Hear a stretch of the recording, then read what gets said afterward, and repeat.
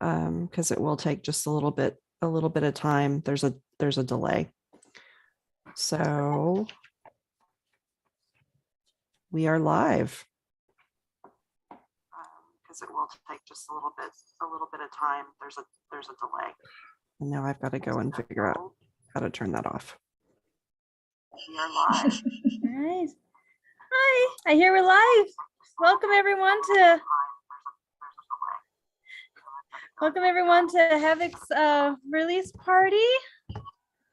I'm Rachel. Next to me is Jane. Welcome, and we are here to celebrate Havok's season 6 casting call anthology. Woo woo! Woo! Oh, I'm really excited for this one. We're going to be able to have more authors on than we were last time at once. Last time we had the maximum of only 6. Now we have a very large maximum number of people by going to YouTube. So we're looking forward to that. We'll also be bringing back our popular Havok libs. So yay, I'm looking forward to that. Jane will be running it for us. All right. So Shenanigans welcome. galore. What's that? Shenanigans galore. That's all I have to say. Yes, shenanigans. I'm looking forward to those shenanigans. We're also currently running another game over on the Facebook where you can guess that archetype. All 3 questions are up, and a winner from each of them will win a copy of the anthology. You do not have to have the right answer in order to enter. Some of them I think I made a little vague, so have fun with it. All right, excellent. We'll also be doing author interviews, so we'll be chatting on here with our authors. But if you have a question, leave it on the YouTube comments, and we'll watch those, and we'll be sure to incorporate them amongst our discussions as well. Yes, and there is a slight delay, so if we take a while to actually respond to your comments that you're saying on YouTube, that's just because you're actually a few minutes behind us. Yes, definitely. All right, looks like we're starting to bring the authors on screen. Yes. Ooh. Because you see we got quite the gallery already. All right. Yes. Now we're in a meeting room. Yes. All right. Shall we start having our authors introduce themselves? Let's see. It looks like we got quite a few here. Who'd like to go first? Tell us your name and what you wrote and what day you appeared in.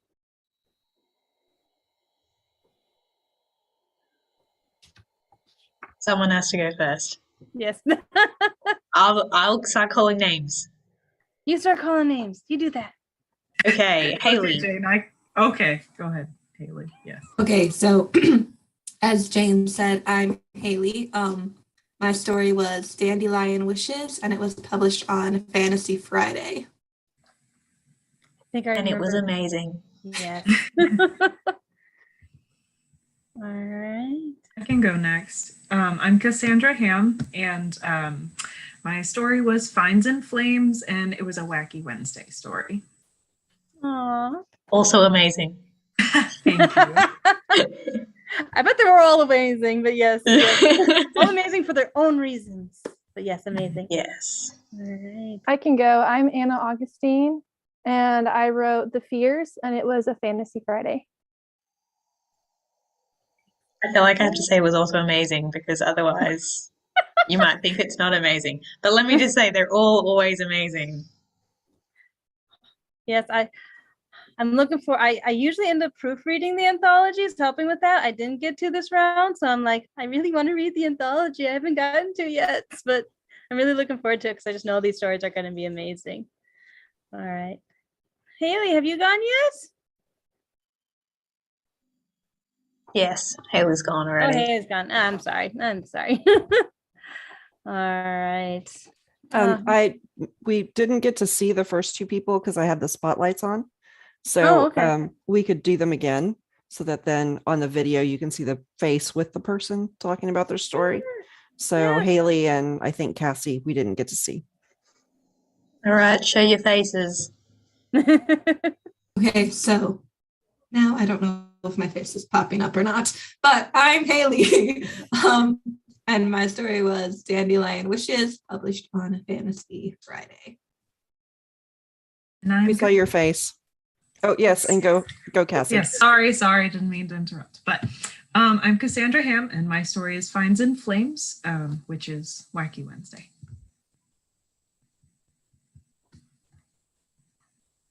Amazing. Cool stuff. Who's next? Megan, you haven't gone yet.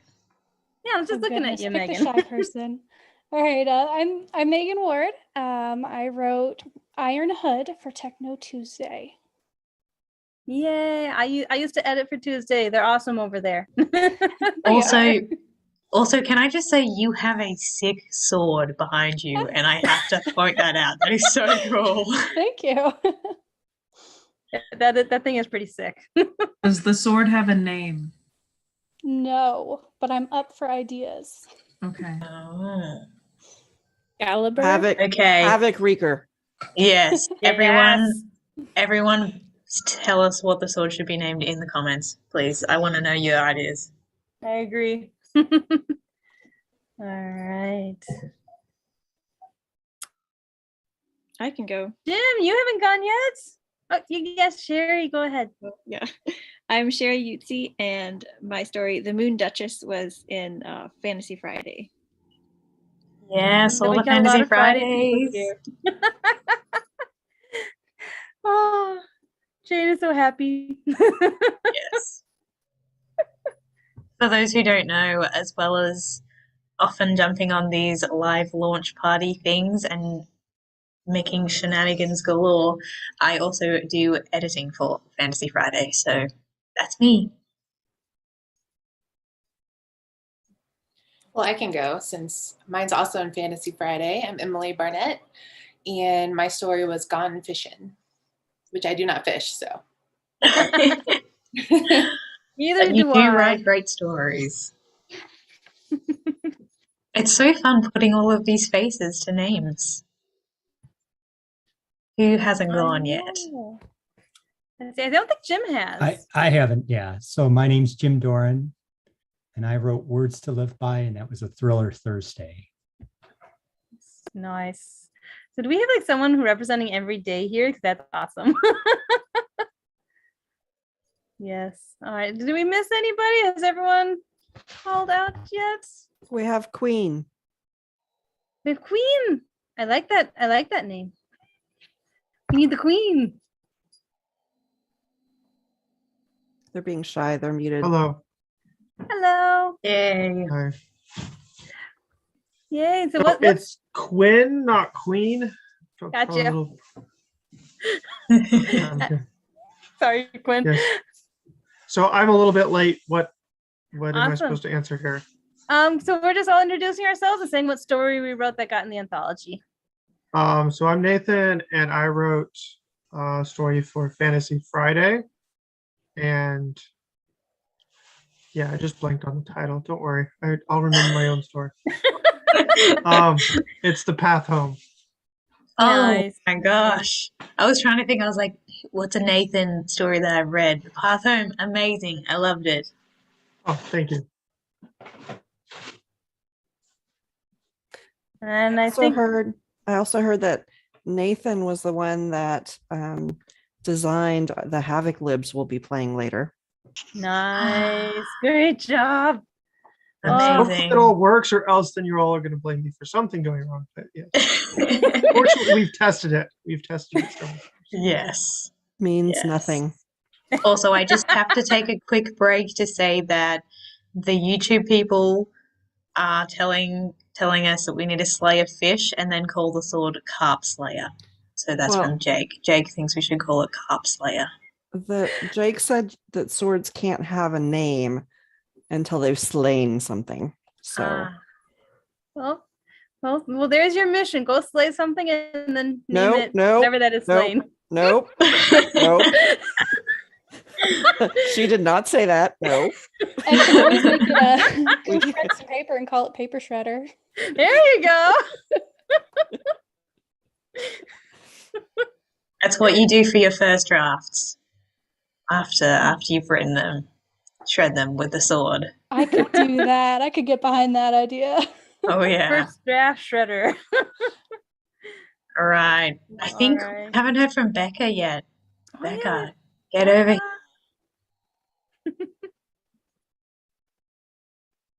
Is she still on? Well, oh, yep, I'm here. Well, technically, I don't have a story in the anthology through the usual channels. So, but I do have a staff story being published, called Just a Hench. Yeah, and it's about superheroes and villains, but with a bit of a twist, and I won't say more for spoilers. I'm looking forward to it. I also have a story in the anthology as staff. It's part of my Halloween series that I was writing for that entire season. It jumps back a few years. It's called Hero of Kittens. I'm looking forward to it. I feel like that's something Cassie could get behind. Oh, absolutely. It's a bit lighthearted, kind of more charming, so I hope you enjoy it. I too have a story in the anthology. It's a heartwarming story about a vulture and an injured duck. That's exciting. Yep. My family, when I told them what my story was about, said, "What is wrong with you?" Jane didn't make you include a goose? No, honk. Yeah, well, I didn't want to come back there. Thank you for that. The honk was always going to come back.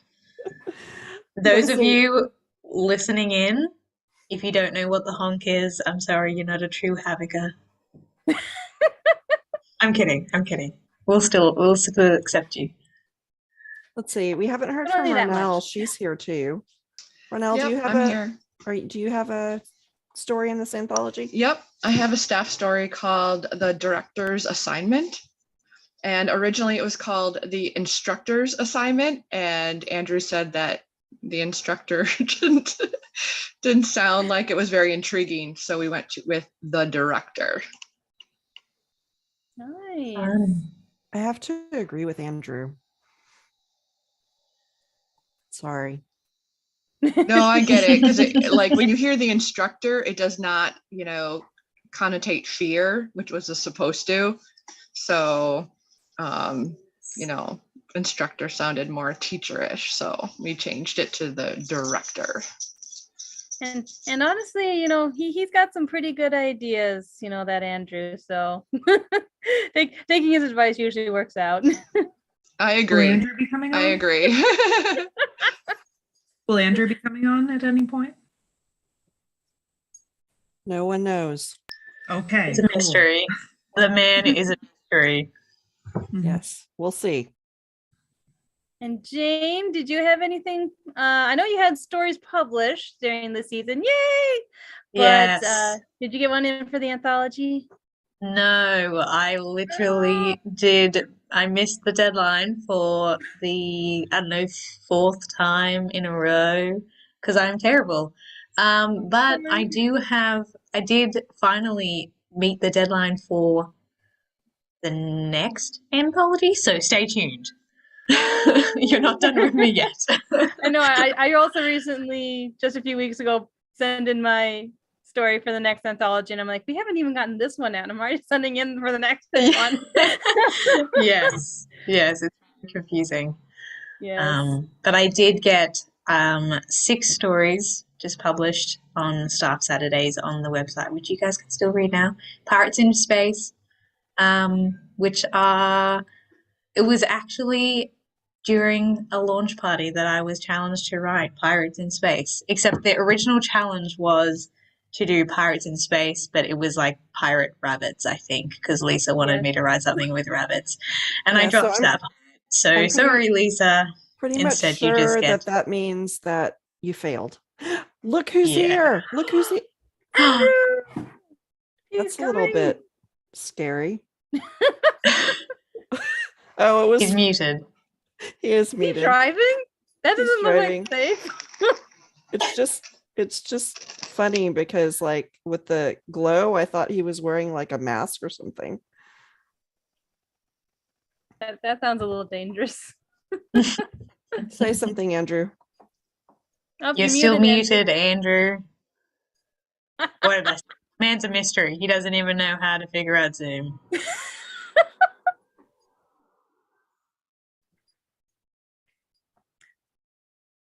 You're still muted, Andrew. Sorry. Let me see. Maybe I can unmute him. Let me see. Hold on. Oh, yeah, it looks like his mute button's on. I managed it. I managed it, guys. It's okay. I took my eyes off the road and unmuted it. Oh dear. I don't know if that's a good thing.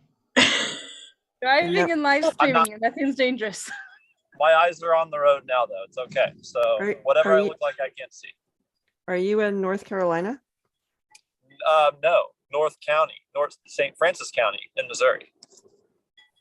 Okay. I just came from a soccer game. Nice. How And- and the score? Sorry, football.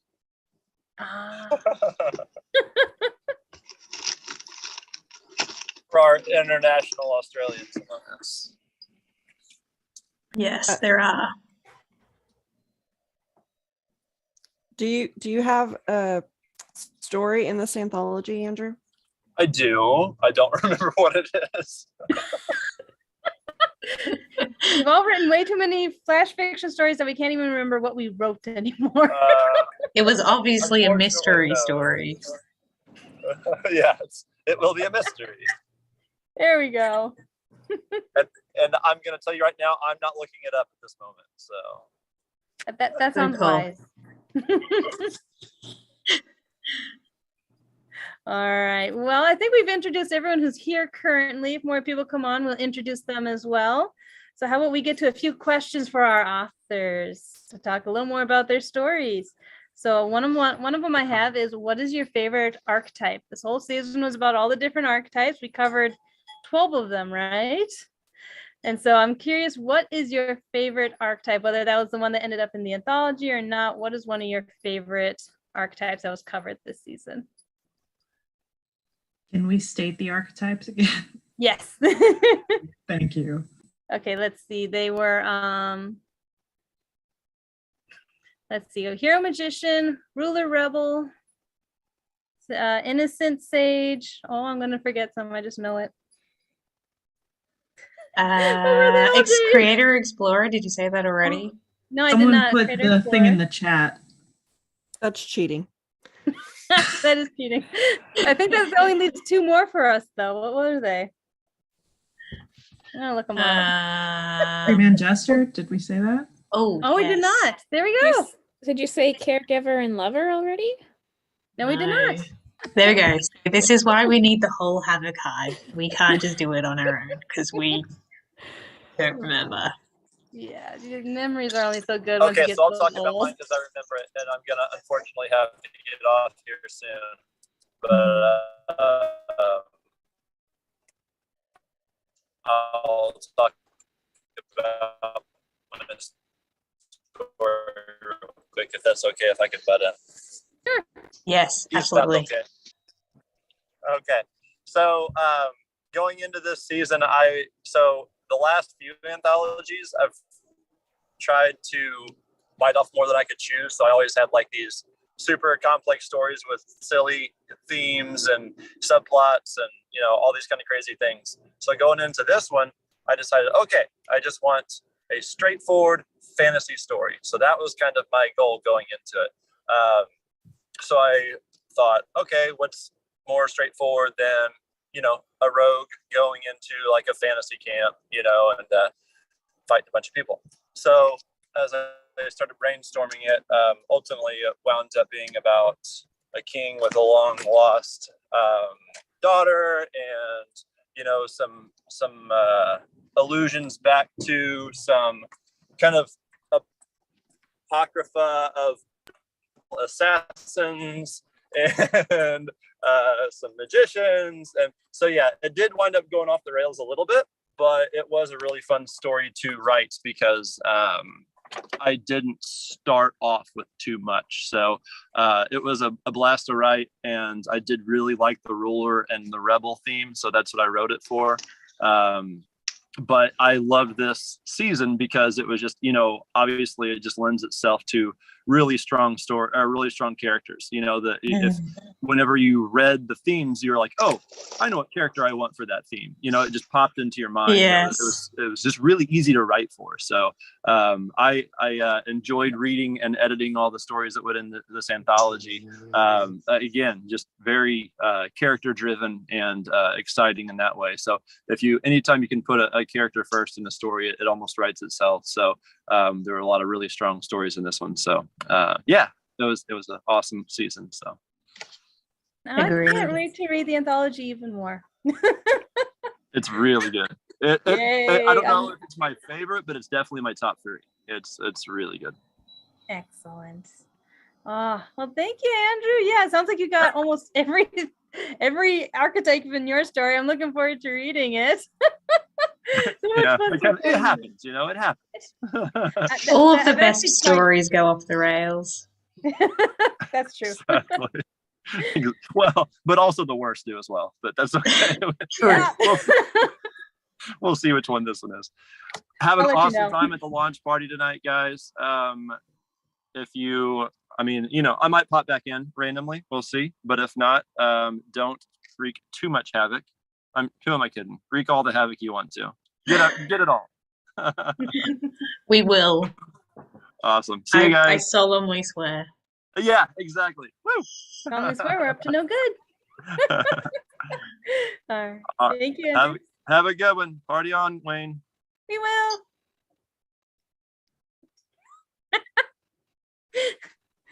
All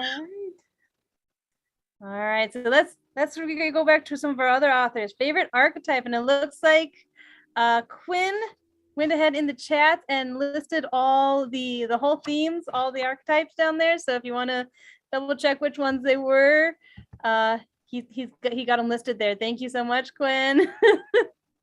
Yes, you're a lifesaver. There's a cat. For all of us. Yes, we're up to 2 cats, 1 dog. 3 cats.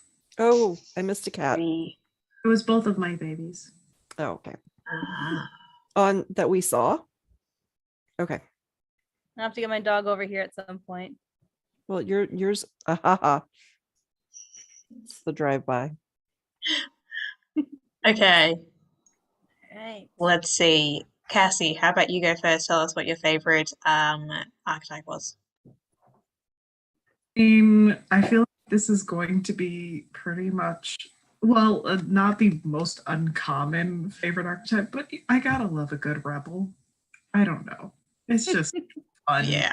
You can take it so many different ways. Something like Han Solo to something like my awkward college child who decides to keep a pet in his dorm, even though he can take it so many different ways. Yes. I remember that one. That's the one in the anthology. So amazing. What about you, Anna? Yeah. I was sitting here thinking because I didn't know, but I think I really like the jester and the jokester characters that just make you laugh out loud while you're reading. Those are my favorite to write and my favorite to read. So I'd have to go with that one.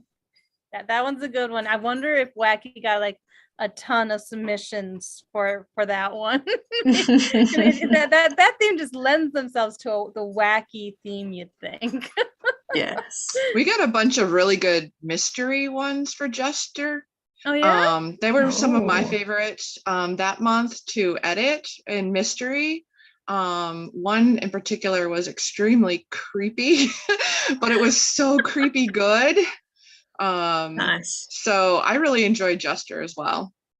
But did you end up publishing the creepy one? Yeah. Yes. Jester's Maze, and I believe it made it into the anthology. Oh, I'll have to check it out. That's the month I was helping. That was a really cool story. Yeah, I remember that story. Yeah, that was probably one of my favorites for the season. Nice. Good. Excellent. Nice. I'll have to look it up and read it because I think I missed that one. But yes. Well, it's a maze and it's a scarecrow that comes to life. I'm not gonna read right before bed. Yeah. Well, Ronald, while you're talking, why don't you tell us what your favorite as a writer maybe, or as an editor? Either one. What was your favorite archetype?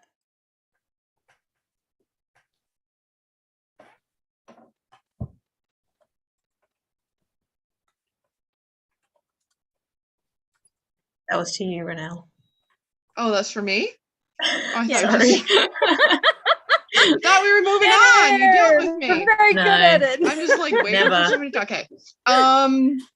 Well, my favorite to edit was probably that gestures maze. My favorite to write, I think, was Innocent Sage. You can just get as silly as you want with the innocent. For some reason, I gravitated to like creatures or animals or that have attitude.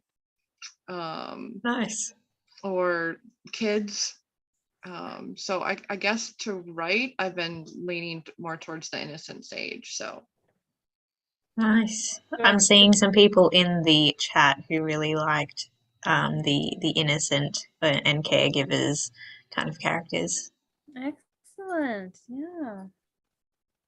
Oh, Okay, who am I going to call out next? yes. Who we got? Megan. Megan? Sounds good. Ugh, I've been sitting here the whole time trying to figure out what my answer is going to be. You're an author, just make something up. All of the above. I'm probably going to have to go with Ruler Rebel as my favorite. I just feel like it's a classic storyline and it's been done a lot, but you can still do so much with it. It's just a lot of fun. Yes. Yes.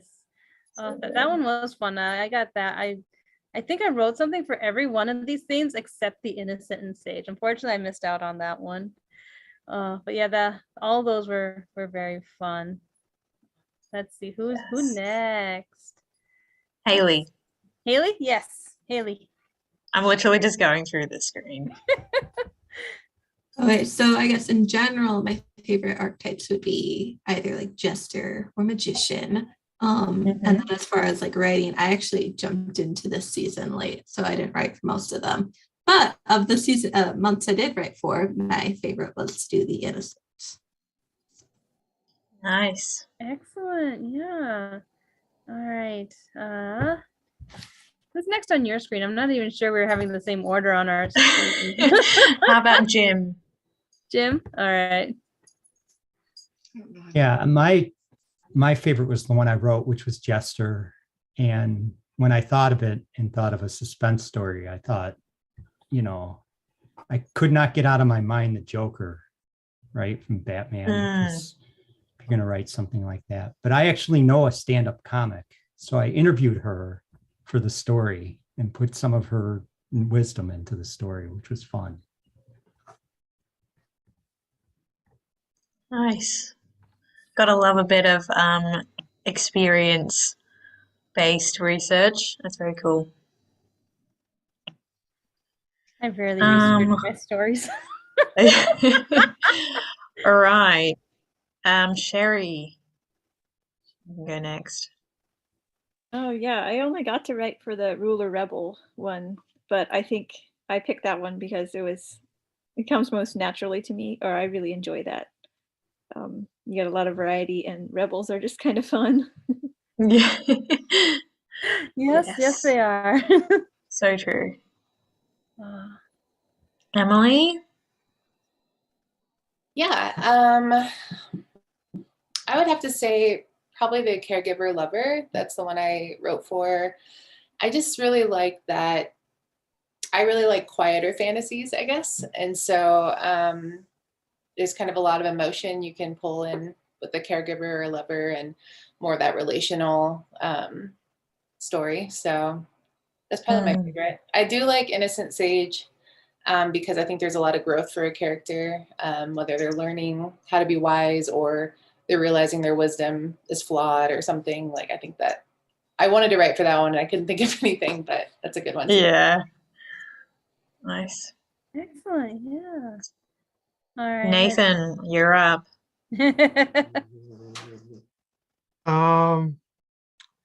Well, I tried different themes. I think I can go with the worst one because I did the Everyman and I tried a really experimental thing with that. And any of the editors here that remember that didn't go over so well. But what day was that submitted to? All of them. Oh, that's why it was experimental. They Oh, didn't I work do out well. remember that. Oh, Yes. Kind of like every independent be like, yeah, I remember hearing about that one. Yes. it didn't work out so well. But I would have to say, this is not my story was in, but I actually like, just as a general rule, I'd like hero magician.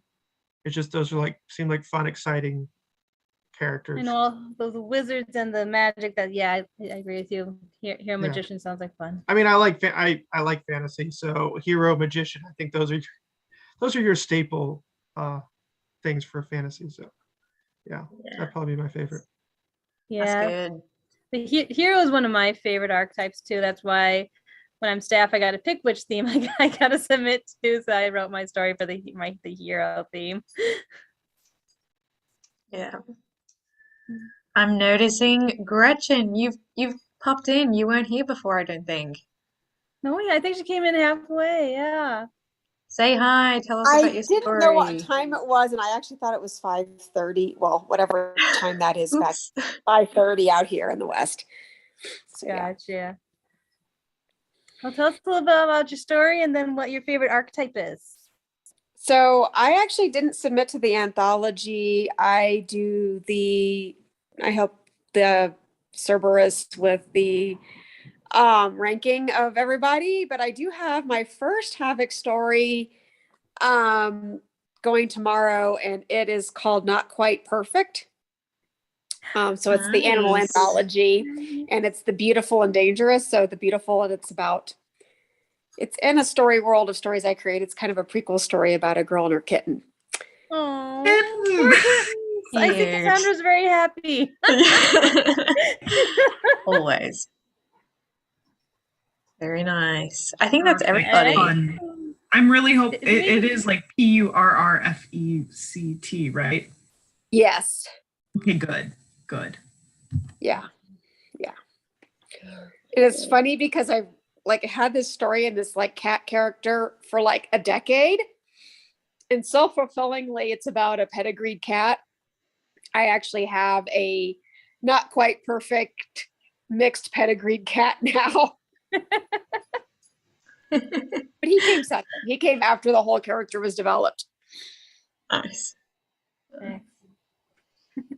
Okay. Right. Ray, I think it's time to get started on the Mad Libs. Havok Libs. That's what I was wondering. Yeah, so let's go ahead and switch those Mad Libs. Yes. Okay, so I have just sent in the YouTube chat, guys. You'll see a link to more.gohavok.com/havoklibs. So if you jump over there, you will see an option to give us your most creative suggestion for an event. So it could be the suggestions it has right there, just like something like a graduation, concert, a funeral, whatever you want. Give us something crazy, and then we're going to vote on it afterwards. And if you just keep that link open, things will change. I'm doing stuff in the background. Hopefully I don't break anything, and it'll be fun.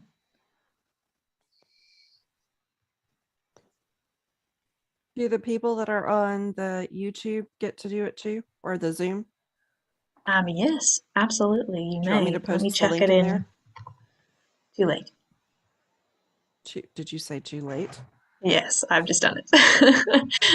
So everyone go and pick your favorite, or not necessarily favorite, but most creative suggestion for an event. I'm already seeing some fun ones popping up. Oh, interesting. So we can put multiple ones in. Yes, you can put as many in as you like. Ooh. And let's say while that's happening, do you want to ask some more questions or something, Ray? I don't know. Let's ask some more questions, and be sure to put in stuff when prompts come up for those Mad Libs. I'm really looking forward to what comes up, what we end up having. All right, Let's see. So what is your favorite part of writing for Havok? All right, let's see. Who should we start with? Who's going to be first on the chopping block? All right, Nathan, how about you go first? No time to think. So favorite part of writing for it? Yeah, my favorite part of writing for Havok, just kind of in general. I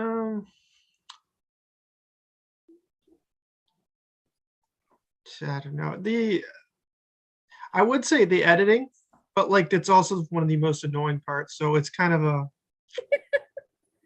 Love hate. yes. I think that's true with editing. Period. This is very ironic considering the story I'm currently editing to be published next month, I think. Elisa knows which story that is. I was going to say, considering I've been your most recent editor, I don't know how to feel about that, Nathan.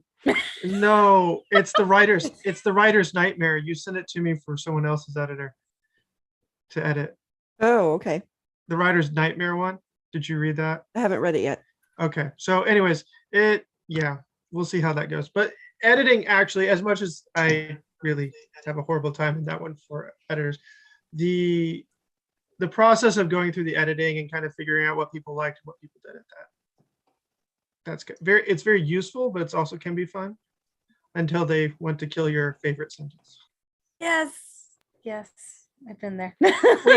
we put a questionnaire out. What is your favorite sentence? And no matter how good it is, we tell you to get rid of it.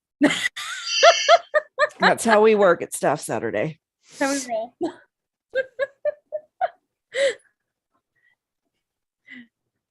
I remember those one time I was editing a piece for Staff Saturday with Lisa, and there's this one paragraph she really liked, and I kept editing it for some reason, and at one point she actually sent me a comment back and it's like, "Do not touch this paragraph." That's true. It was a really good paragraph. You're not making it better. Stop it. I'm a gentle editor, not. I make people cry. It's not a good thing. I'm not proud. Yes, I just experienced it. All right, let's see who else. Becca, how about you? You want to go? Sure. What was the question again? My Favorite part of brain. writing for Havok, or I guess after talking with Nathan, worst part of editing.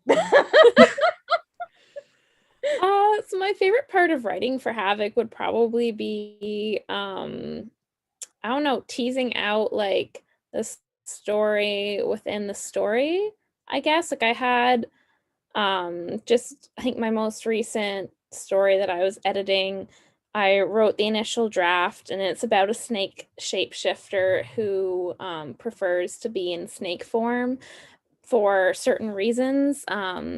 She's a young woman, and my initial draft, I just sort of hinted at certain things and didn't really like delve super deep into, like I had her past, but not so much like her future or like how the events of the story could shape beyond the story. And then the edits that I got back really challenged me to do that, and it's a much stronger story as a result. So just like finding how to strengthen the core theme and message has been really, really helpful. And it's one of my favorite stories now. So yeah. Excellent. Nice. Sounds good. Okay, just quickly interrupting. For those on YouTube, we've just had a bit of an ordeal behind the scenes. If you should be able to find the link on YouTube, it's now in the video description. It was blocking me from posting it in the chat for some reason, and it's now in the Facebook event as well. So if you're looking on Facebook, if you can't find it in the description, find it somewhere and put in your suggestions. Thank you. Also, I got blocked, so it's like Facebook all over again. It wouldn't be a party without a bit of Havok, would it? No, it would not. You're so right. Oh, we all changed our names to our stories, and now I'm like, what was their name again? Oh, we can change it back. No, it's okay. Let's see. We can change it. We can change it to our spirit animal. Oh boy. All right. I think Oh, Hannah's here. Let's hear from Hannah. Let's hear from Hannah. Yes. She's like, who is the path home? You'll have to unmute yourself. Hi. Yay. Can you There hear she me? is. Yes. Yes, we can. How is everybody? Doing good, good. I was not expecting to be put on the spot right as I entered. Sorry about that. We're just answering some author questions. So go ahead and tell us your name, what story you wrote, and that's in the anthology, and then what's your favorite part of writing for Havok? All right. So my name's Hannah Carter, and I think the story that was selected, I know the story that was selected was Nightmare Hunters Before Christmas, which is another entry in my Capella Pots and the Nightmare Hunters series. And my favorite part for writing of writing for Havok is like getting to meet all of the fun people and friends that I've made through it. So. Excellent. Oh, thank you. Yes, I read your story. I remember that one. Yes, that was a fun one. I really like it. I mean, it was fun to write, but also I really like it because I like the names, because names are so hard for me to come up with. There's been several times like the editors have been like, can you rename your story? Ouch. So, you're like, this is like, try not to be so generic. So I like came up with this and I was like, yes, I like this. This is so hard. Oh, good. Thank you. Let's see. Oh, well, Okay, before you keep going, Ray, I'm going to interrupt again. And I think it looks like people have kind of finished putting in their suggestions. So now, if you guys reload your page, your Havok Libs page, you should be able to vote on your favorite of the suggestions. So I've narrowed it down to 4 out of like, I don't know, so many. Lots of hilarious ones. So reload your page, vote on your favorite, and then we'll move on to the next word that we need to be suggested. And now Ray can continue talking. All right, let's hear from Anna the Barn Owl. What is your favorite part of writing for Havok? I really like this theme because I love characters. I love creating the characters and they become very real to me. So I think creating the characters for the archetype and then the dialogue and banter between them, like writing that is my favorite part. Oh yeah, I love dialogue and I love all those pictures behind you. Thank you. It's not even all of them, but that's all that will fit on the wall. Did you draw those? No, they're character art and like book swag from pre-orders and stuff. Oh yeah, it's awesome. I have a bit of a problem. Yeah, I was gonna say, I think I want Me you too. on my newsletter list. Me too. If you drew those, I want to be on your newsletter list. Well, no, because she clearly is a quite the fan. Yeah, it's a big incentive. Art's a big incentive for me. So good to know. Yeah, I actually recognize one of those ones behind you from Hannah Williams' book, Moonscript. Yes, that Yep, I see it. Oh, very cool. All right, let's see. Megan with Iron Hood, what is your favorite part of writing for Havok? I would have to say it's either a toss-up between the community, because Havok does pull together a lot of writers you never would have met before. And that's a great opportunity as a writer to not be alone. But also, I would have to say, giving you the chance to just write something small, even if you have a really busy schedule, just to be creative and have the opportunity to do that and put it out there. I know what you mean. I love the community of Havok. I get to know so many other writers or the other volunteers, and it's just family, companionship, friendship. It's been awesome. I love it too. Yes. All right, Haley, and for dolphins, yay! What's your favorite part of writing for Havok? Yeah, similar to what Megan said, just the shortness of it and how, Flash makes you require specific skills, and then it also just lets you explore like the snapshot of an idea, and you don't necessarily need to know everything. You're like, I'm not sure why exactly it's like this, but I know it is, and this is what it means for this story, and we might explore this later and it might turn into something, or it can just be, a one-time story that you like. Yes. I totally agree with you. There's plenty of things where I'm like, I don't know how that happened. It just is. We'll explore that later. Oh, but then there's almost all of them. I'm like, I want to explore this into a broader world. It's like, oh, I have too many stories now. All right, thank you. Jim, how about you? So I like the double themes. So the whole idea that you have to intersect a wacky story with an innocent sage theme, or most give you an idea of one theme. Oh, I want you to write about water or air or something like that, or something. But Havok does two things at a time and kind of comes together. So it gives you a nice structure. Excellent. Yeah, I like. You're right. I'm liking these double themes too. You can either choose one or you can contrast them. So that's been very fun. Yes. Oh, and hey, you must be happy with the next theme that's coming up for Vice and Virtue, right? Yes. And speaking of the next things, we have our next thing to vote for. Well, not vote, actually. We finished voting. Give me more creative suggestions for adjectives. There's already quite a few fantastic, interesting ones coming through. Keep them coming. Remind me again, what's an adjective? It's a word that describes. If we were on noun. Crowdcast, I would kick you off. I always get them and adverbs mixed up. Let's see. Can I kick you out of the meeting? Let's see.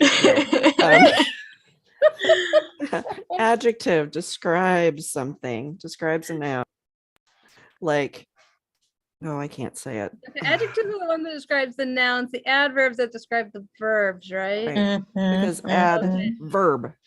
It's part verb. And adjectives and adverbs. Yes. For those who are counting the dogs. Oh. We're at 3-2. Oh, that's a puppy. Yes. Oh, fluffy. Anything that you use to describe the dog would be an adjective. Fluffy, cute, sweet. I saw your dog, Rachel. You saw my dog? Mm-hmm. Beautiful. Oh, beautiful. Are we at 3-3 then? Mm-hmm. I got my puppy here. Oh, I want to He's see the sleeping. puppy. I'll grab him. Come here. Yeah. He's sleepy. Oh, he's so tiny and sleepy. Oh. He's like, I can't keep my eyes open. I just want to sleep. Mom, I'm tired. Okay. All right. Oh, I love the animals. I do. I just love them. All right. Very on theme for the animal themes. Animal Kingdom, which is still releasing on GoHavok.com. Yes, indeed. Great. I like the fact a pretty that great story out today. I like the fact that Emily is kind of like implying that Becca is not a nice wolf. I didn't see Becca, I promise.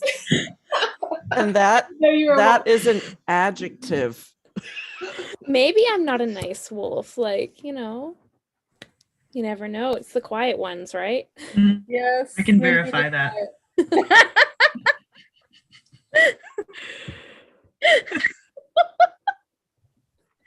Oh. And are you a nice cat, Cassandra? The cats can ever truly be called nice, but Hannah the panda has a kitty. Cuddly, loving cat who sometimes, yeah. Do you eat knife's wolves for dinner? Not usually, but I could. Oh, and I see Hannah's kitty. Hi, baby. Elena? Yes. Do you want to say hi, Elena?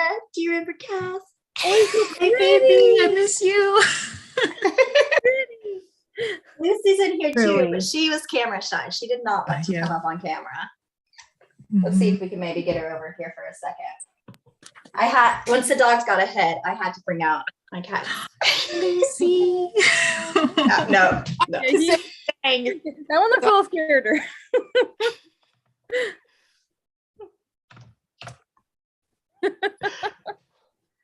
Oh, thanks.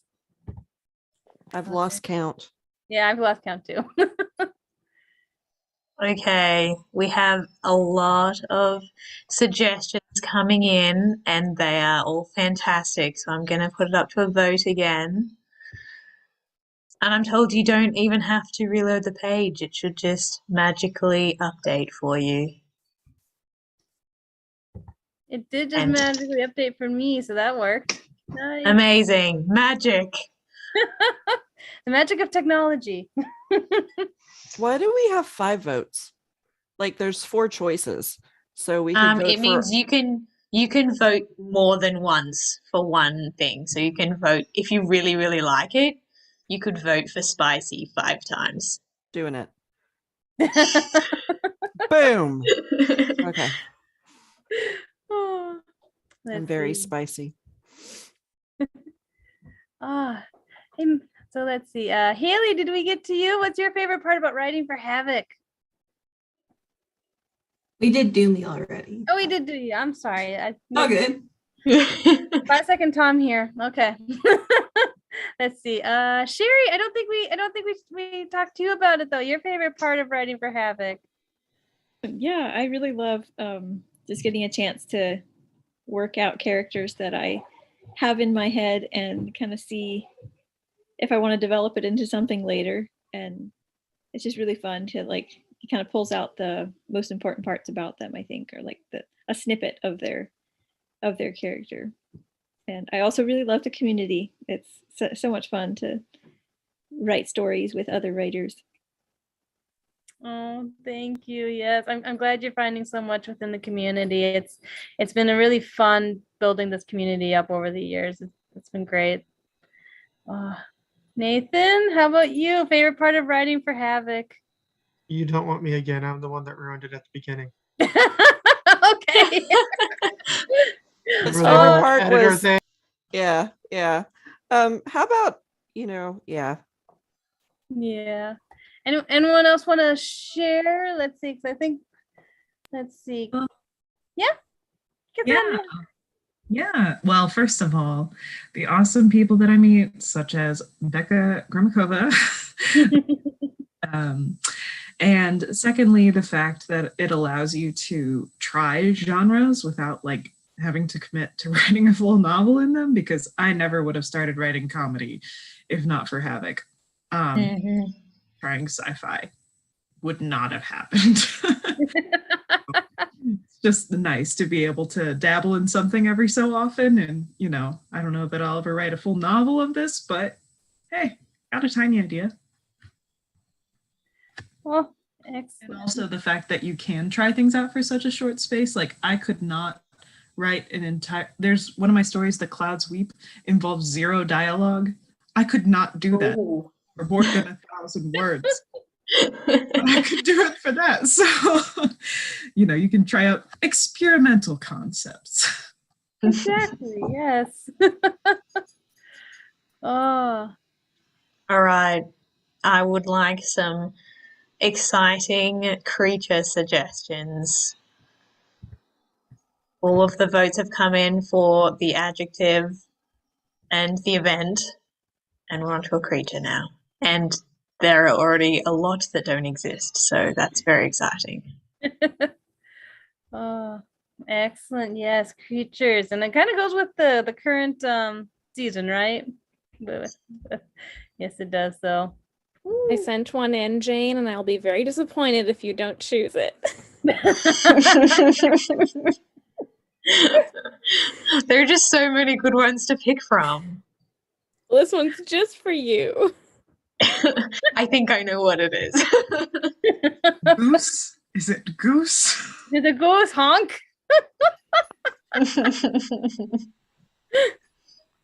Oh. So apparently there's a favorite thing for writing for Havok, all the inside jokes. Yes. Oh, and Emily, I don't think we've talked to you yet about it. What's your favorite part of writing for Havok? Emily, Well, probably being accepted is my favorite part. But I think it's everyone's favorite part. right. I think everyone said it so far. I think the community, like getting to meet other weirdos and writing awesome fantasy and sci-fi and reading it has been really fun. I think a lot of us are writing full-length novels, so it's just nice to have smaller things accepted, so that it feels like you've accomplished something in your life, and while you're like, you know, moving towards something, a novel or something. So yeah, I really love it. I think the genres and the just different elements really get our ideas flowing too, can give us bigger ideas too. So yeah. Excellent. Yeah. All of that. All of that and more, right? Yeah. Oh, excellent. Thank you so much. Hannah the Panda. I think we went with you already. Gretchen. What's your favorite part of writing for Havok? Oh, I think you're still on mute.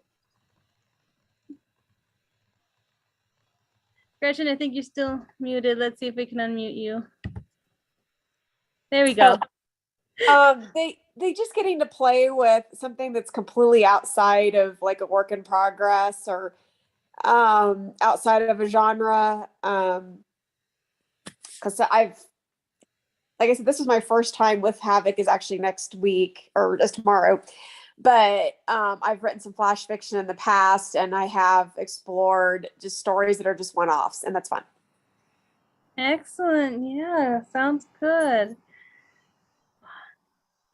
All right. Anyone else have some final thoughts on what your favorite part of writing for Havok is, or should we move on to another question as we continue setting up for the Mad Libs? All right. Well, I think we're ready to put the creature to a vote. I've narrowed it down to 4, and there's still more coming in, but I think I've got the best 4. Although there's so many great ones. This is a hard job. Why did I say I could do this? All right, magically it should have updated, and it's time to vote.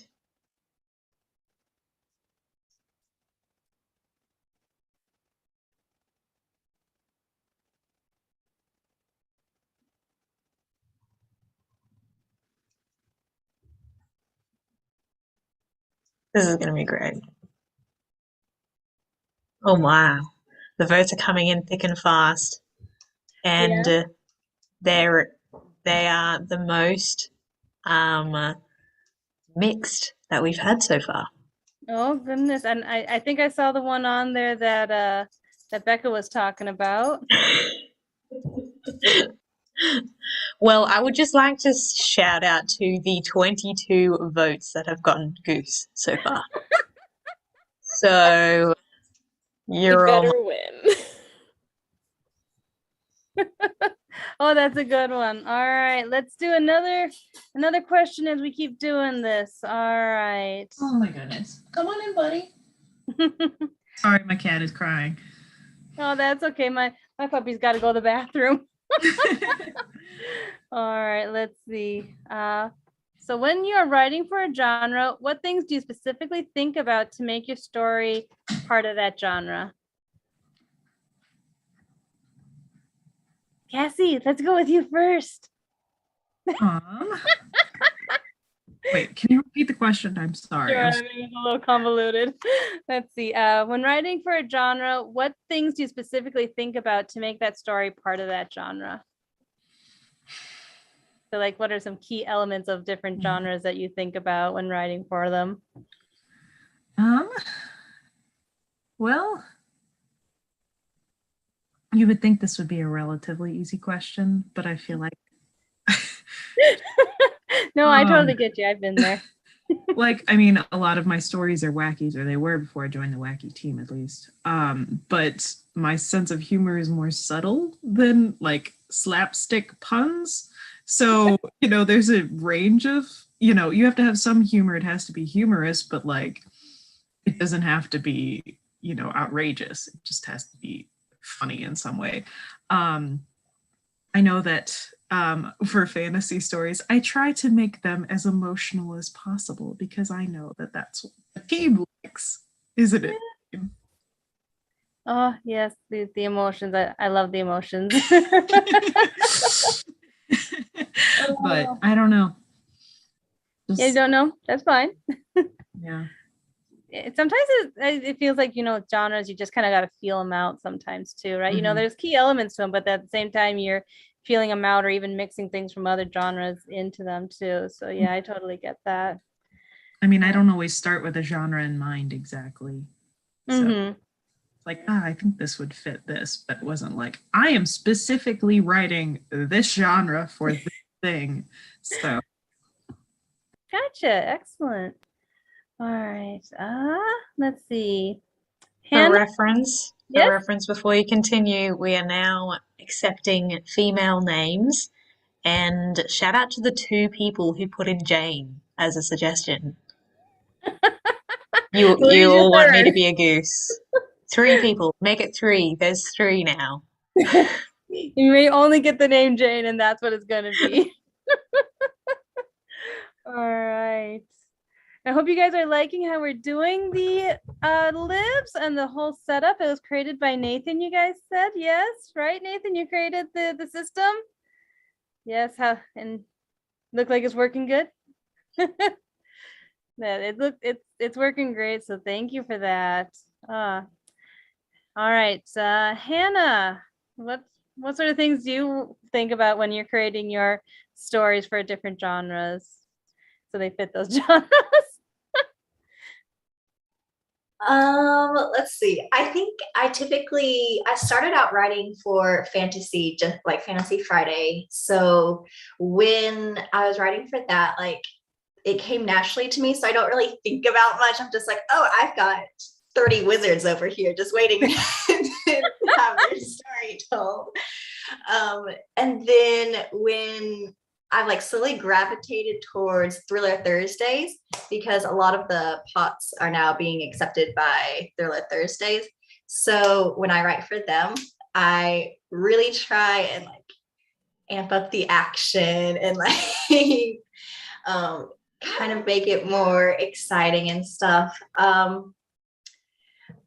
actually, for this upcoming season, I actually had my first Wacky Wednesday story accepted. So that was exciting because out of all of the genres, like that's the one that does not come as easily to me just because I feel like I'm a lot more serious than silly a lot of the time. So when I write for Wacky, or like in this one, when I wrote for Wacky Wednesday, it was really funny to just like not really pay attention to the rules, just be like, okay, what's going to happen? And so like in this story that's coming up, I just said, what if there was a giant panda rampaging through the town? Why not? So that was a lot of fun. It's a great story. It Just really why is. not? Why not? Excellent. Yes. Oh, thank you. Let's see. Sherry, how about you? What sort of things do you like to think about when you're writing for different genres? Sorry, I'm holding my baby right now, so if you make any squawks, that's what's going on. Okay. Yeah, I tend to write fantasy that comes like easiest to me, and usually I think about the setting, like what kind of feeling I want to give the story. Like that's what I build from. Like what kind of fantasy is going to be lighthearted? Is it going to be like more atmospheric? So I think that's where I start with just making sure the atmosphere or the feeling of the story is there, and then I know kind of where to go with dialogue and the characters and all that. Excellent. Yeah. Feeling out the stories, it can kind of be one of the funnest things to do because there's just so many different things you can explore into. Yes. Jim, how about you? What's some of the stuff you think about when writing for different genres? Well, I tend to think of the ending The ending? first. Yeah. So like with thrillers and comedy, they have to, for me, this isn't always true, but they have to end kind of abruptly or a little bit, less of a Yeah. denouement. The other fantasy and mystery and sci-fi can end abruptly, but they can also have a denouement and more of a resolution that way. But if you're going to write a thriller that's more of horror than action, you've got to end it on a strong, jarring note. And if you're going to write a comedy, if you end it on a great gag, it's, more effective. Excellent. Yes. And the endings are always important. My mom always reads my stories and goes, Rachel, it just ended. I'm like, no, it didn't. It wrapped up. I guess me and her disagree. Oh, yes. Thank you so much. Yes. Oh, all right. Let's see. Becca, how about you? Honestly, like I think almost everyone has said what I would say. I tend to lean more towards Fantasy Fridays anyways. I struggle with the sci-fi. So with the sci-fi, it took me like forever to get a story in that genre.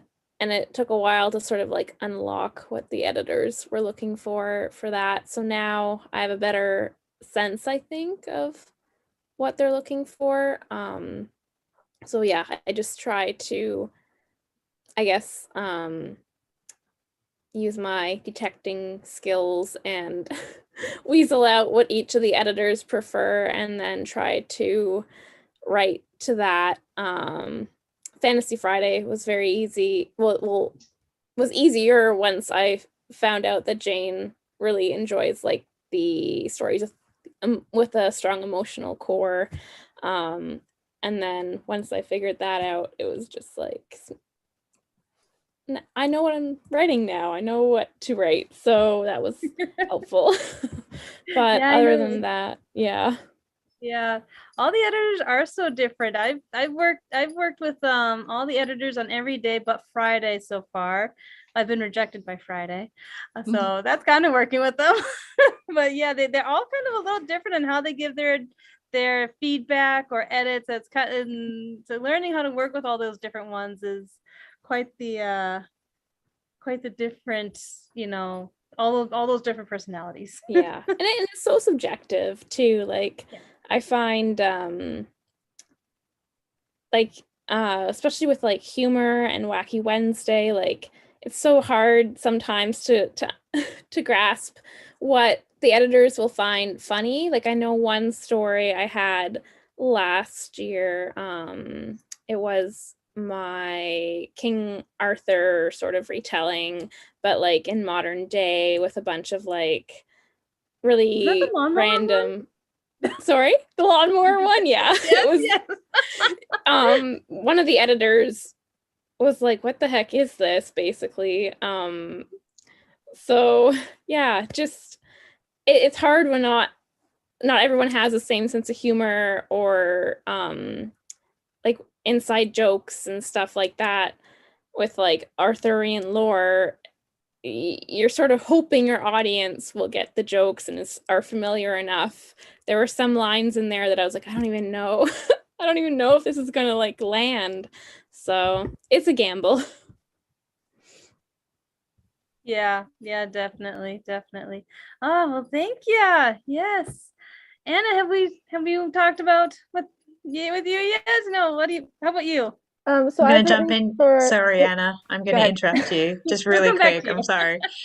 We're just going to try and keep the Havok libs moving a little bit faster, guys. So just make sure you're really watching, and I'll be commenting in the YouTube chat. So just try and make sure that's moving a bit faster so we don't run out of time. You may now go, Anna. Thank you. Okay, so I've written for Mystery Monday, and then I had 2 stories for Fantasy Friday. And when I what I did was look at like the initial like anthology prompt, and I would think like what if, and this is kind of how I start like all of my stories, and then it kind of developed into like what I submit. I don't necessarily try to write for like a weekly theme. I try to figure out like how it fits in later, which is probably not the right way to do it, but that's how it usually works for me. And then like for like fantasy, it usually has an element of like whimsy to it for me. Not necessarily like light whimsy, can be like, I don't know if dark whimsy is a thing, but like the fears was more of like a dark theme, where my last one was more of a, I mean, it ended kind of sad, but it was a happy like story in the beginning. So Excellent. Yes. Well, yes. Hannah the Panda says dark whimsy is a thing. That's what I like. So it works. All right, Haley, how about you? Do we have 2 Haleys or just one? Okay. No, just me. Sorry, I was voting for Havok Globes, and then had to switch tabs, and it was just I know. Very good. I'm glad. All right. What I think about when writing genres for Havok. Okay, well, I guess first off, the stories that I write typically just pop into my head, and then I write it and I'm like, okay, this is the genre it is, and then just kind of work that, like, so seeing what genre it is and then pulling more of the genre in rather than shaping it to a genre is how I typically write them. But I guess after I have it written, yeah, for the most part, they typically kind of just fall into a genre where I'm like, oh, if I make this maybe a little bit more intense, I think it works for Early Thursday, but Yeah. but yeah, I guess kind of just thinking through what like the genre tropes and expectations are, and then how you can pull that and also do a twist on it, and just yeah, I don't know, I guess I don't think that much about it, or it's a lot of subconscious thinking. I don't know. No, I think it usually is a lot of subconscious thinking. Kind of what's in main for the genre, and then as like you said, you write it and then you go, oh, this would fit in this genre too. I'm working on one right now, and it's like I want to submit it to fantasy, but there's some sci-fi elements in here too. So don't know, works for a little bit of both. All right, yeah, thank you. And I like the t-shirt. Good choice for tonight. All right, who else wore their Havok shirts tonight, by the way? Oh, I think I see Lisa has. I have. Anyone else? You got Their the Havok black shirts? one? Yay! I've got mine on. Yay! Oh, I'm loving seeing all the shirts. Oh, thank you guys. All right, Emily, how about you? What's some of your things you think about when writing for a genre? All right, so I think in general, I try to think of a theme or something that I want the character to learn or have a revelation at the end. And I specifically for like fantasy, which is usually what I write, I always try to come up with some kind of unique magic or magical creature, especially if we're writing for the creature one. So yeah, I think just a mix of both. Like I want emotional depth, but I also want some kind of like what Anna was saying, like some kind of whimsical element that maybe people haven't seen in fantasy, which is getting harder and harder, I'm sure. But yeah. Excellent. Sounds good. All right. Is there anyone I missed? I'm my everything keeps changing on my little bar up here, and I'm going, did I get everybody? Did I miss anyone? I haven't gone yet. Oh, okay, Megan, sounds good. I'm sorry. No, that's fine. I was thinking about just staying quiet and letting it pass because it's a tricky question. It is a tricky question. Yeah, yeah, Lisa? I was going to say, if you bring up the participant list, they're alphabetical, and that might help you. They're not going to move around. There you go. That's I probably should do that. All right. All right. Thank you. All right. So go ahead, Megan. What about you? What do you think about the different genres, and what do you think about when you're writing for one? Well, for me, it always starts off, story always starts off with the characters. My biggest goal is to write a story that has the most emotional impact. And then I'll think second about the genre, where it would best fit into the story kind of deal. And a lot of times it comes with a picture, or I don't know, something that specifically makes it a genre.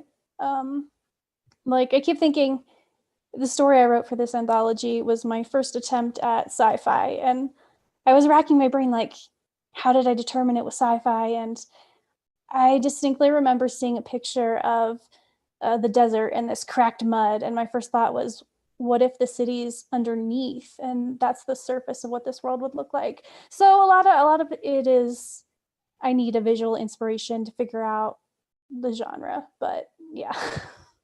Well, excellent. Yeah, I love writing based off visuals. Those are always so fun, and then trying to incorporate them and describe them. That's one of my favorite things to do, in all honesty. Well, thank you. Yes. All right. Jane, how's those Mad Libs coming? Are you going mad over there? I am going a little bit mad, but it's going good. There's a lot of fantastic suggestions, and I hate that I'm trying to move a bit faster, so I'm having to cut some people off, I think. But it's fantastic.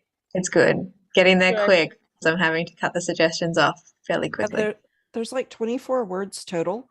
So if we were at the pace we started at, we'd be here till tomorrow. Yeah. So yeah. Keep moving. Okay, sounds good. Perfect. So do you think we got another time for another question while we wait for those results to come in? Yeah, it keeps going behind you. Yeah, I'm keeping going. I'm in the chat and stuff. Everyone's doing great. No problem. Well, let's do one. I think everyone will find a little easier than the last question. Do you have any stories getting published with Havok or elsewhere coming up? Let's see. Lisa, you're first on this list. Okay. Me? Yeah, you're first on my list. Oh, wow. Okay, that's funny. Because L is not at the beginning of the alphabet, certainly not before C for Cassie. I am only working, like, aside from the anthology stories, I always have a story in the anthology. I am working really hard. I've got 2 middle grade projects that are very close to being finished, and I'd really like to get them out, if not this year, then next year. So that is what I am working very hard on.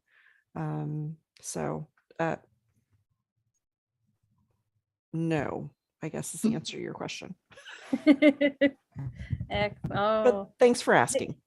Yep, no problem. But I kind of like the idea that you got some middle grades that you're working on. That's cool. All right, let's see who's next on here. Renelle, you're next on my list. Yeah, mine is not alphabetized. We'll have to team up with Lisa because I have a middle grade that is getting ready to come out here pretty quickly too. So we'll have to promote each other.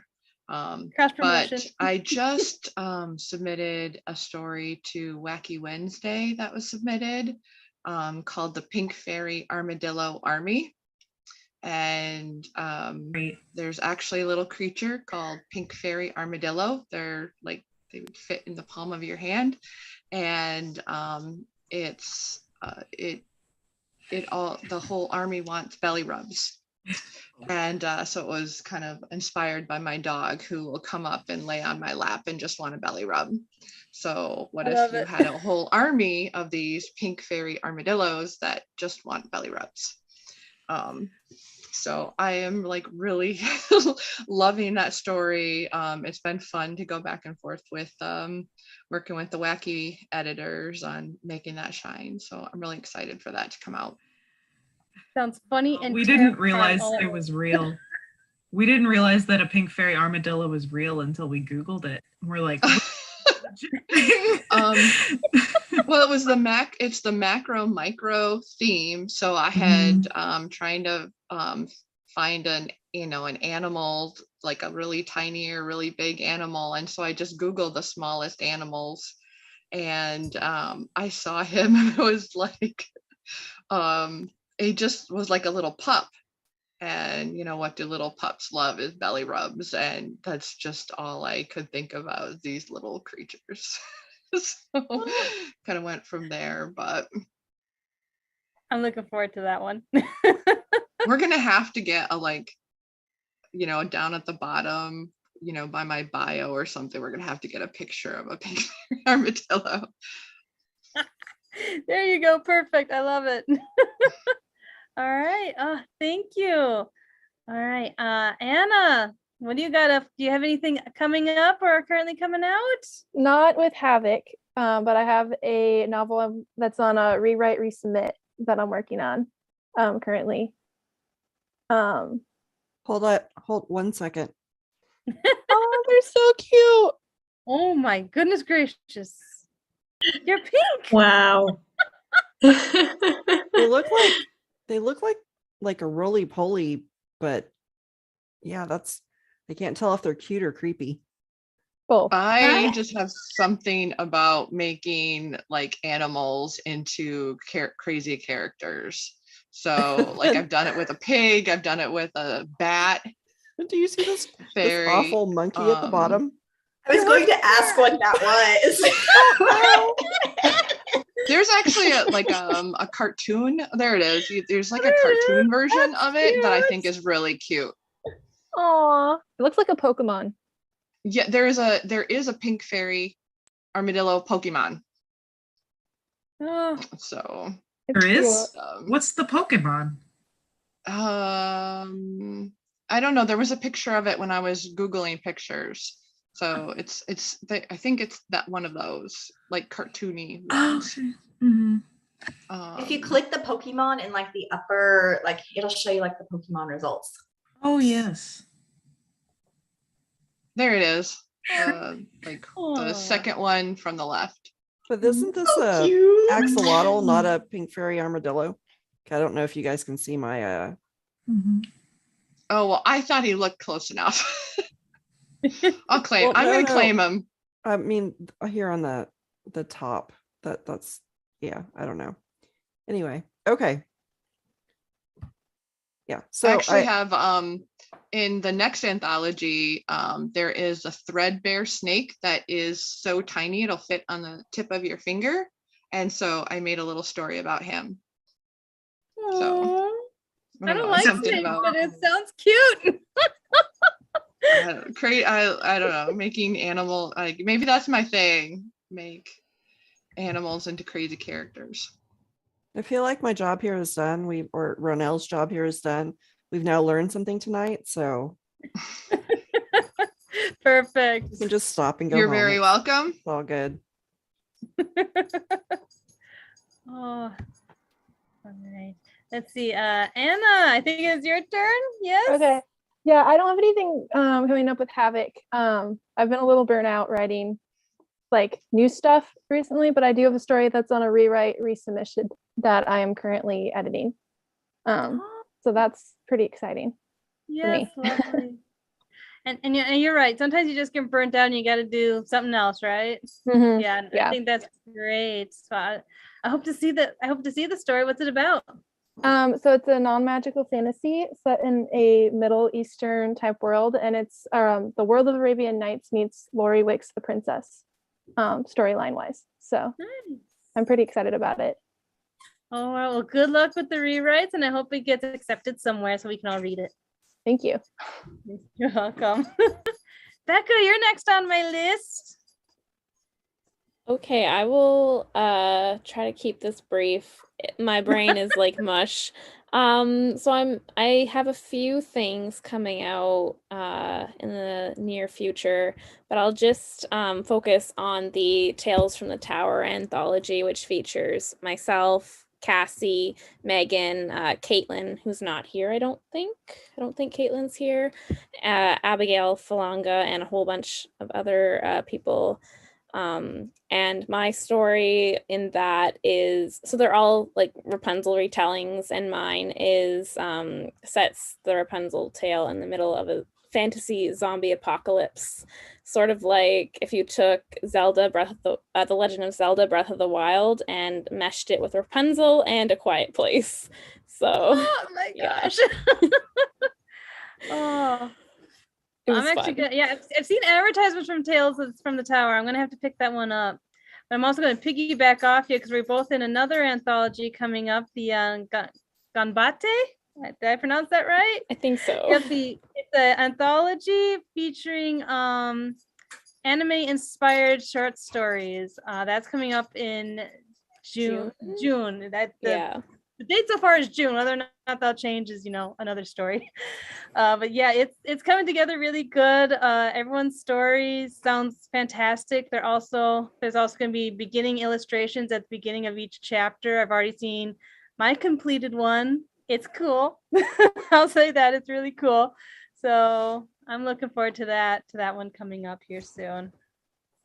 All right. Me too. All right. Cassandra, you're next. Well, I actually have a story out today. I forgot about that. Yes, you do. Yeah. A Clamor of Wings, which is the sequel to The Language of Sound, which was it was actually published in the Sensational Anthology. And basically it's about a tribal boy who uses sound to communicate with a wild beast, who is volatile. I'm loving that story. Yes. Yeah. And so this one brings his sister into it. He has to deal with that. So yeah, if you get a chance to check it out, that would be awesome. But no worries if not. Yeah, and then I have a story called Taming the Volcano coming out in whatever macro and micro month is. June? Sure. Sure. Yeah. Which is a thriller, and it's about a snake charmer who tries to charm a dragon living inside a volcano who is, the volcano is erupting and she's trying to keep her village from being destroyed. So it's fun. I like the kind of twist on there, like the charming, like a snake charmer, but it's a dragon, which is kind of a very big snake. Very large snake, yes. Yeah. Yes. Those are my Havok stories. I think this was specifically about the Havok things coming out. Anything, whether it's Havok or not Havok. 3 anthologies coming out within 3 days that I'm in, so I don't think I should go. Apparently follow Cassandra's Instagram or Facebook if you want to know all about her anthology. So many, but well, it sounds like you're busy. That's excellent. Very busy. They all have to come out at the same time. Good luck with that. Yeah, because I think another one of our volunteers is also she's got 3 or 4 coming out within days or weeks of each other, and I've seen her graphic and I'm like, oh my gosh, how are you doing all that? Probably Caitlin, because Caitlin. Yeah. Such busy people, our writers, such busy people. All right, thank you, Cassie. All right, Emily the Nice Wolf, as opposed to Becca the Wolf. Anything coming up for you? I think we need to write a story about this, Becca. 2 point of view. Yes. Yeah, one of my so it'll be my second fantasy with Havok, just got accepted through the macro micro. So I'm really excited about it. It's about giant manta rays in the sky that travel between worlds by eating portal plankton. And it's about 2 captains that are going to these different worlds trying to find scientific discoveries for our Earth. They're parallel universes. And so it is kind of sci-fi too, I guess. I wasn't sure which one to do it for, but it seemed more magical. So yeah, so I have that one coming up I'm really excited about, and a bunch of anthologies as well. So I won't, with a lot of people that are in this actual chat. So yeah. Oh, excellent. It's nice how it's all of a sudden like the community, the writing community, just all of a sudden you're in all these different other ones together and you're just like, oh, hey, I know this person from over there. And now they're here. Yes. Oh, well, great. I look forward to hearing more about all those anthologies that you're coming out in as well. Oh, let's see. Gretchen, you're up next. Anything coming out for you? Yeah, so I have the short story coming out, and then the Havok story coming out, and then I'm kind of like Lisa, I'm doing edits, and I have a steampunk romance that I'm hoping to be submitting to presses for the next, I don't know, a few months to a year. So massive rewrites on that, and others in the works that'll kind of follow that. And then I didn't answer the one about the inspiration, but I got to thinking I have written 4 flash fiction pieces that are all or in part based on real life. I realized that like 4 of the stories I've written were based on things that happened to me in real life that I fictionalized. Oh, wow. Excellent. Yeah. Tell us a One little was, about it. huh? You were about to say something. Sorry. Go ahead and share some more about them. Yeah, one of them was like a promposal. It was based on my actual real life, how I got asked to the prom. And I wrote one about a little caper from a college with dining room trays used for sledding, may or may not be allowed. And I wrote one that was based on a field trip my son did, and I turned it into kind of a creepy, dark short story in kind of the lottery fashion kind of thing. And then the current one I have that's coming out that is about a cat that I got when I was 13 / a character that I, except this one was like a pedigreed cat. And then, like I said, in real life, I actually end up having a Maine Coon mixed cat, which he made an appearance a little earlier. But so real life is my inspiration. Excellent. I love real life inspiration. I take very little from real life. I should probably do that more. Excellent. Thank you. And anything really fictionalize it to protect the guilty. Yeah, that sounds like a smart idea. All right. And anything upcoming for you? Oh, the short story that I have when I'm heavily editing to be sent out for not being published yet, but I'm sending out to some small presses when I get it wrapped up. Excellent. I look forward to hearing more about it. Thank you. Haley, the dolphin, do you want to go next? I don't have anything specific upcoming. Yeah. Okay. I submitted to the next anthology. I should look at deadlines for Havok because I forget about Havok deadlines. I'd be like, okay, let's write a story. I know. I'm going with nothing specific coming up. Yeah, because I'm already going, hey, wait a second, that the closing date for the next season, Virtues and Vice, is already coming up, not this Sunday, but next. It's like, wait a second. I think it's because the months just go really fast, and all of a sudden you're like, hang on a second. Yeah, wait. No, I've been there. Excellent. Are you working anything specific for it? For Havok stuff, not necessarily, no.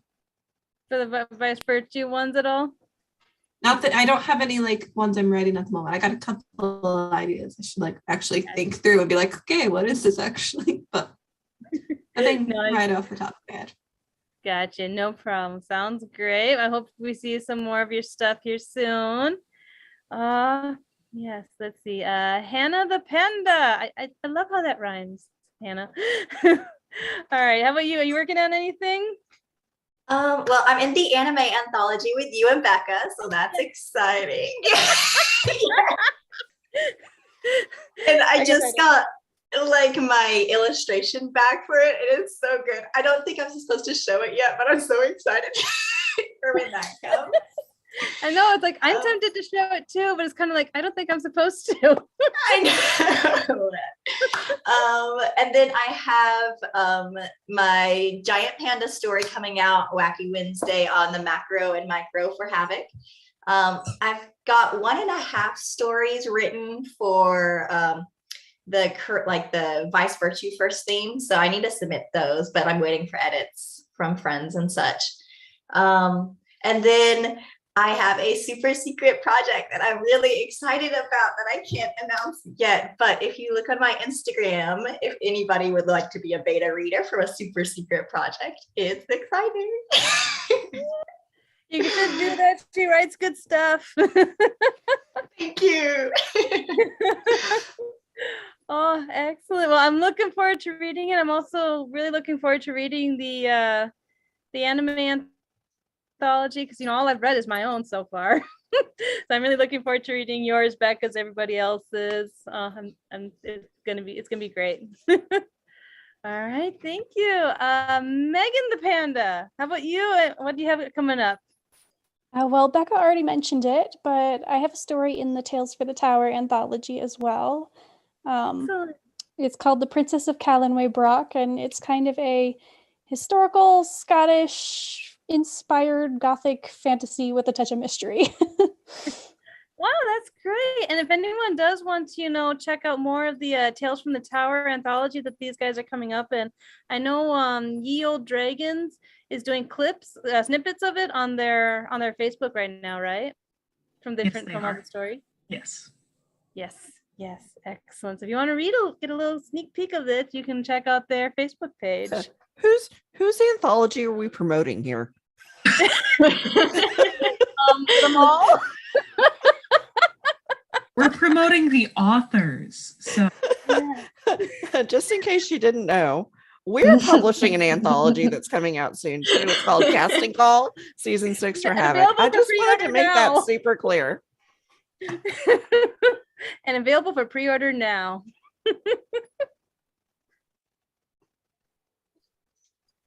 Oh, okay. I have a name here I cannot read. Ardenasek? Who is that? That's Cassie. Hi. Cassie, you having some fun with your name there? Oh, sorry. Yeah, I had everybody rename with their names backwards.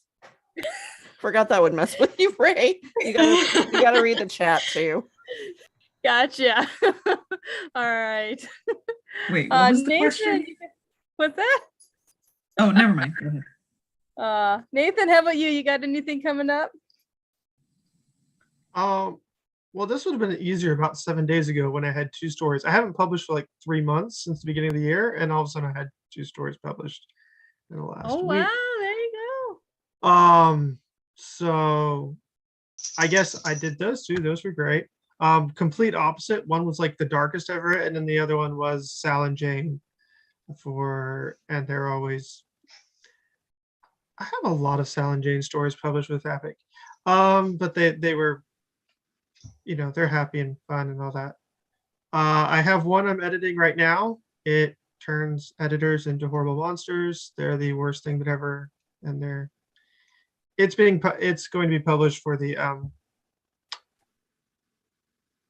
this upcoming one. So I kind of made them out to be some type of thing sucking off the life energy of readers. So we'll see how that goes. Or not readers, authors. Sorry. So the first time I wrote it, I put at the end, I said, this has nothing to do with being rejected 9 times in a row for anyone who's editing this story. Yeah, I got rejected 9 times in a row right before it. And I'd always kind of wanted to write something like this. So now we're coming back around to the story, and hopefully that works out well. But yeah, I have a few more in. We'll see how people, if Lisa, I think Lisa's the one who I send it to her, how they get accepted. So, but I want to try something I want to try another Sal and Jane story for the upcoming theme too. So we'll see how that This is when goes. you're more than welcome to butter me up.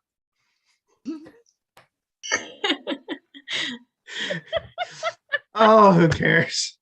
You're gonna do whatever you want to do anyways, though. So, which Nathan? Okay, so understood. I've never had a story edited by Lisa before, and all of a sudden it was my first experience. I'm like, this is different. I've never had someone like Lisa edit my story before, so that was very interesting experience. It worked. It worked out. I'm not sure how I feel about your adjective. It was a very interesting experience. No, it worked out. Yeah. I think the story is really good. It turned out it was a really great story. Yes. Yeah, I just now Nathan's making me want to cry, but that's okay. Yeah, the editors always say that this is a really great story, and then they pass you back the edits, and you're like, wait a second. Yeah, this is exactly what happened. She's like, this is a really great story. Now, this doesn't make sense, and I don't know why you put that part in there. I mean, it sounds good, but it makes no sense with the rest of the story. And you need to fix this, and this is, yeah. No, it was good. She did help me improve the story greatly. So that's the thing about us editors is that we see the potential. We see what it can be, and we think that's a really great story as soon as we fix those things. So for all the editors, you can read my upcoming story and see how you feel about it. I've had 2 editors look over it, and they literally at the end say, this is very ironic because you're making fun of editors, and now I'm the editor who has to edit the story. So I got it. Yeah. So it makes for an interesting editor experience. So we'll see how that goes. So if you're interested, look for that on a staff Saturday, I think next month. So I'll have to. I really want to read it now, so I'm looking forward to it. All right, now that you've all messed with your names, anyone else have anything coming up that they'd like to share? Because I've lost track of where I was. Let's see. Did we get through everybody? Nice. Well, I'm working on a couple of different things for Havok. I got a couple of things I'm already planning for Vice and Virtue. Working on the Courage Coward, and part of me is going, do I want to save that for an anthology piece maybe as a staff story, or do I want to actually submit it to a day, staff Saturday? So I'm not sure what I'm doing with that one yet. I just submitted a staff story for Animal Kingdom, so I'm working on a lot of different stuff for Havok at the moment, as well as a novel I'd like to see come out at the end of the year, but it's not quite done in the first draft yet. So I'm thinking if I tried to get it out by the end of the year, I'd maybe be rushing some of the processes. So it may be sitting on my computer just a little bit longer, maybe next year. All right. So how is the Havok Libs coming? What else do we need? It's going okay. We've just put it up for some voting on the past tense verb, I believe we're up to. Yeah. Oh, present tense. Literally, I just read it. I read it wrong, and I told everyone to go and put their past tense, and it's okay. It's okay. It'll still work. I'll just read it in the right way. It'll be fine. It'll all be fine, right? It always comes together. Yes, we have a few. Oh my gosh, a lot of people voted for that one. Okay, the next thing we need is an exclamation. So put that up, and that will be that's our fifth last one. So we're almost there. We have to keep going. Excellent, no problem. Also, I'm really appreciating all of the editor love in the comments. That's really sweet. Oh, well, you always have to love your editors, even when you're sometimes like, why the change? Why? Yes. Oh, yes, exactly.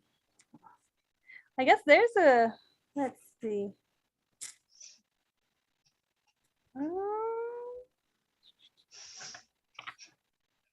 Well, this would be a fun one because we all, Havok loves our themes. What is the future theme you guys would love to see Havok come out with? And just go ahead and feel free to throw them out there. Well, there was an option for a previous one that had to do with time and it got rejected, I guess, because people voted for other ones. I think it was actually the casting call that won out over it. But if there were ever a chance to do the time one, I would be down. I bet time is still on the list somewhere. It just hasn't been picked up yet or scheduled.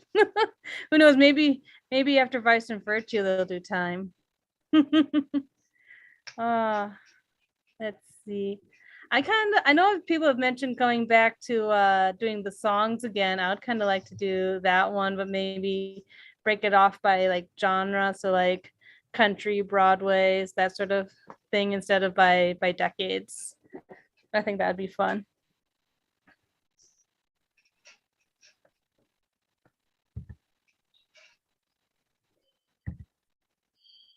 I'm trying to contain myself back here, but I'm just snickering at just reading what we have for the Havok lib so far.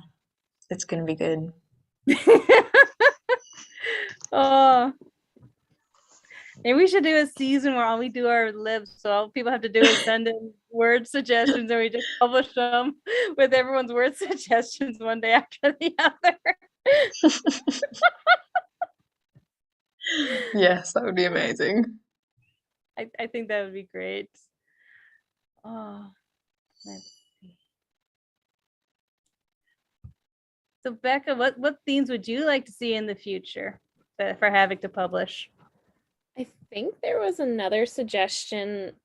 I think it was around the same time that they had suggested the time one. There was one about, I think it was like legendary or something like that. So it was all about like folklore and myths and stuff. And that's like my bread and butter. So yeah, I would love something like that.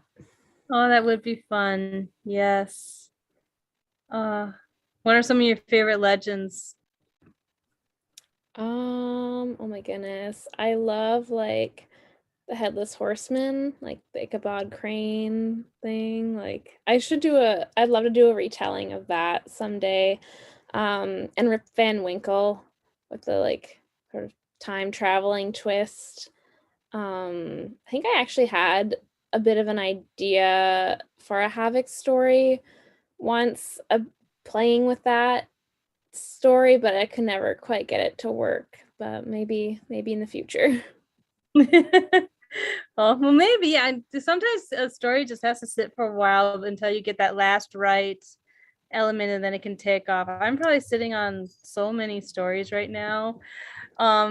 Before Havok became Havok as we know it today, back when it was part of Slickety, it was like one of their last themes where they wanted you to write something for like a Halloween or something sort of one, and I started one.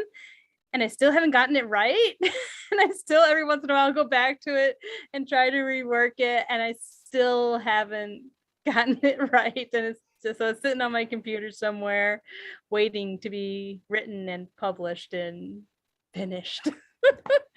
Some of my stories sit for like 10 years or longer. Yep. A lot of high school stories that have been resurrected, you could say. Oh, I was just looking through some of my old assignments. I took creative writing courses when I was in college. I actually majored in it, and I came across this one where it was supposed to be like your worst story you ever wrote, and it was just supposed to be like really short. It was less than a page long, like 2 paragraphs sort of thing, and it was terrible. And I reread it and like, oh, this is kind of funny. It was just, I made myself only my first draft just randomly. Oh, something, I just thought of something, I'll just throw it in here. And part of me is like, I want to publish this because it's funny. Do it. Yeah, and yet the point of it is to be terrible. Oh, yes. That one may never leave the computer. You should send it to me so I can read it at least. Sounds good. Sounds great. Oh, all right. Let's see. Anna, how about you? Any particular theme you'd love to see in the future? I was thinking it could be cool to do like a location theme where like a story has to take place in a specific location. but then That could be fun. whatever could happen. I'll just be reading all of the Australia stories and shaking my head. Or like city versus country, or like, I don't know. That'd be cool. Space versus sea, so things like that. I just think that could be really fun. Yes, that does sound like fun. I hope someone's taking notes here for all these ideas. Let's see. Gretchen, how about you? Any particular themes you'd like to see in the future? Springboarding off the one about the old under Splickety, I liked the one that was like monsters and like literature, because I had one that was Little Women with a Vampire. I would have resurrected that one somehow. Another one would be, I think, like movies, like well-known movies. I think would be a fun one to do too. Yeah, we just have to make sure it's not what did they call it again? Oh, the intellectual property issues. Yeah, that'd be the only one. I could maybe see them. You could do something themed off them, but you just not because of property issues. We wouldn't be able to go like specifically.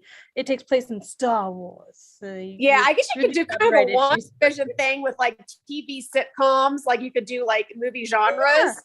Like a question like Wacky Wednesday could be sitcom, and thriller could be like spy movie or something. Yeah, so I think I don't know.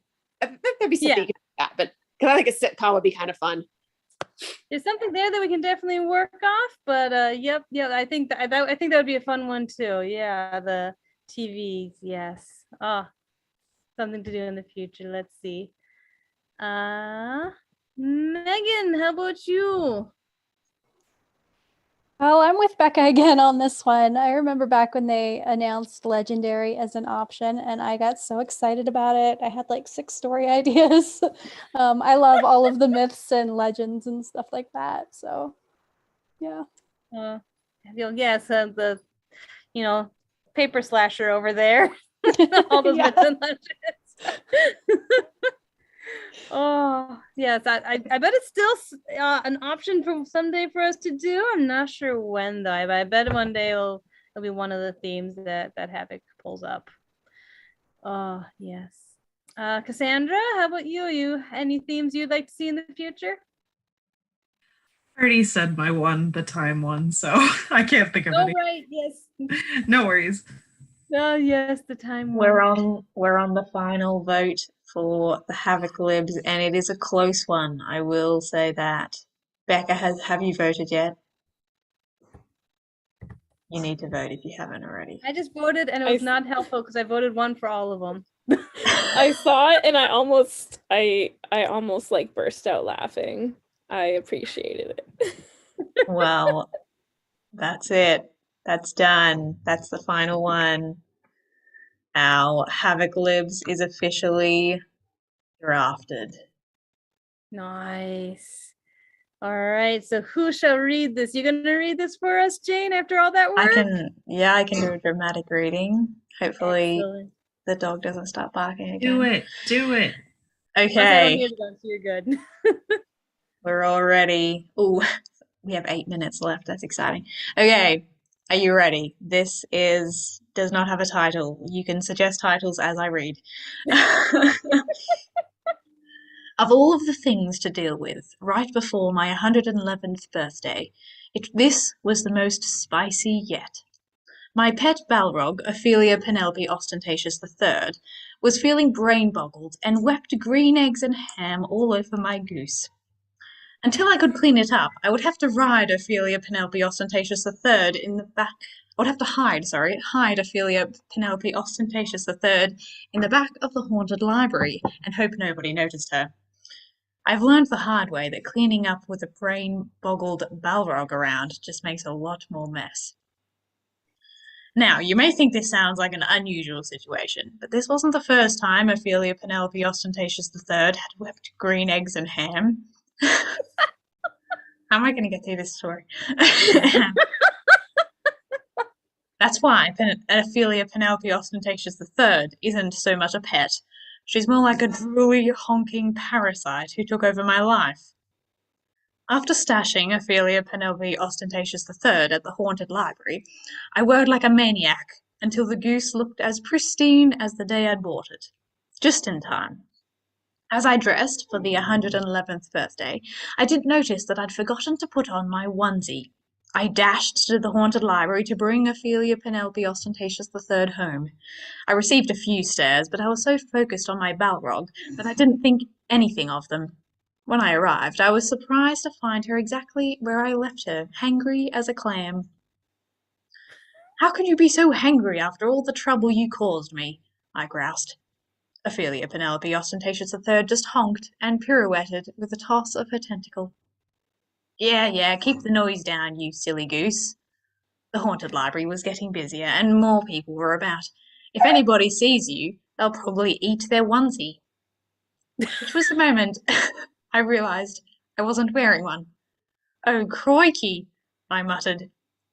Dashing through the haunted library, I headed for home by the quickest route possible, while Ophelia Penelope Ostentatious III honked at the top of her lungs.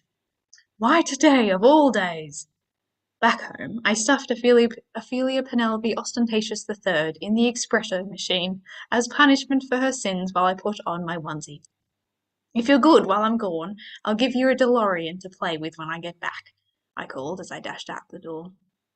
I made it to the 111th birthday only a few minutes late and felt pretty aghast about it, all things considered. That is, until I realised that Ophelia Penelope Ostentatious III had left tentacle prints all over my onesie. For the millionth time, I decided that pets weren't worth the trouble. I would definitely turn that bothersome little silly goose into green eggs and ham and feed her to the wolves, even the nice ones, at the local zoo. Well, unless she honked at me ever so cutely and placed her tentacle over my hand in that adorable way she had. It may be hard to believe, but when a Balrog does that, they are darned near irresistible. The end. I think we have a new Magnus reader when he's not here. I was trying to channel my inner Magnus. I was like, don't laugh. You did great. Yes, you almost sound like you were from Britain. Oh, amazing. This is the Havok Story podcast. I'm Magnus Carlson, your host. I think you should join them. Oh, and who wrote that? That was amazing. I actually don't know who wrote who did write the draft. Yeah. Nathan, do you know? Because you programmed it. Teddy. Teddy. Oh, amazing. Mm-hmm. Teddy. Should have guessed it. Mm-hmm. I think Ophelia Ostentatious III, or whatever it was a quite brilliant name. Ophelia Penelope Ostentatious III. Ophelia Penelope. I like it. I had fun coming up with that one. That was you. Gotcha. You're welcome, Jane. Thank you. Okay, but are there any guesses as to what it was based off of? Ooh. Ooh. Ooh. Well, I mean, the 111th birthday just made me think of The Hobbit, but that's obviously just something that we filled in. Let's just say that the script came from one of our very own Havok stories. Vaguely. Ooh. Very nice. Was it one of your very own Havok stories? Perhaps.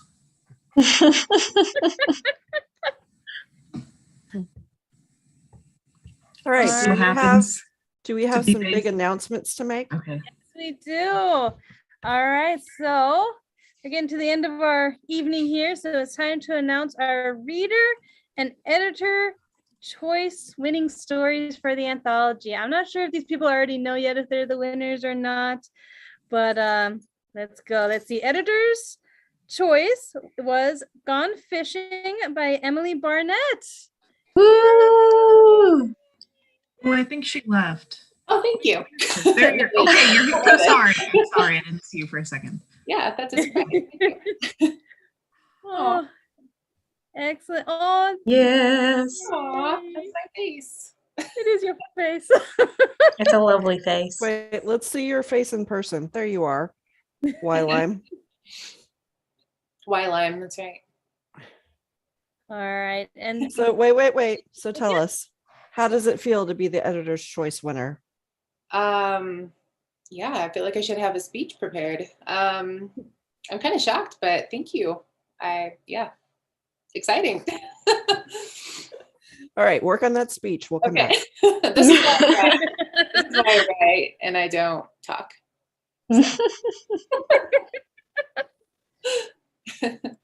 all right. And also our Reader's Choice winner is Fines and Flames by Cassandra Ham. Yes. Oh, she also has a story out today.